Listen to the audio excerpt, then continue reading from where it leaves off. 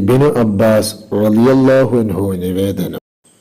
ഖുറൈശികൾ നബി സല്ലല്ലാഹു അലൈഹി വസല്ലമയോട് സ്വഫാ പർവ്വതം ഞങ്ങൾക്ക് സ്വർണമാക്കി തരാൻ നിങ്ങളുടെ റബ്ബിനോട് നിങ്ങൾ ദുആ ചെയ്യുക, എന്നാൽ ഞങ്ങൾ വിശ്വസിക്കാം.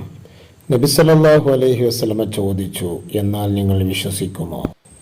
അവർ പറഞ്ഞു, അതെ, ഞങ്ങൾ വിശ്വസിക്കാം. അപ്പോൾ നബി സല്ലല്ലാഹു അലൈഹി വസല്ലമ പ്രാർത്ഥിച്ചു.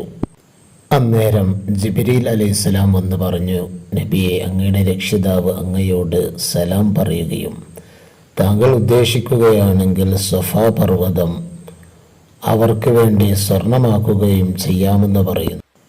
എന്നാൽ അതിനുശേഷം അവർ വിശ്വസിച്ചില്ലെങ്കിൽ ലോകത്ത് ഇന്ന് വരെ ഒരാളെയും ശിക്ഷിക്കാത്ത രൂപത്തിൽ അവരെ കഠിനമായി ഞാൻ ശിക്ഷിക്കുന്നതായിരിക്കും.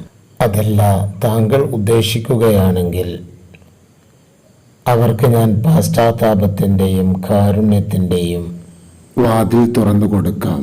അപ്പോൾ നബി സല്ലല്ലാഹു അലൈഹി വസല്ലമ പറഞ്ഞു, പശ്ചാത്താപത്തിൻ്റെയും കാരുണ്യത്തിൻ്റെയും കവാടമാണ് ഞാൻ തിരഞ്ഞെടുക്കുന്നത്.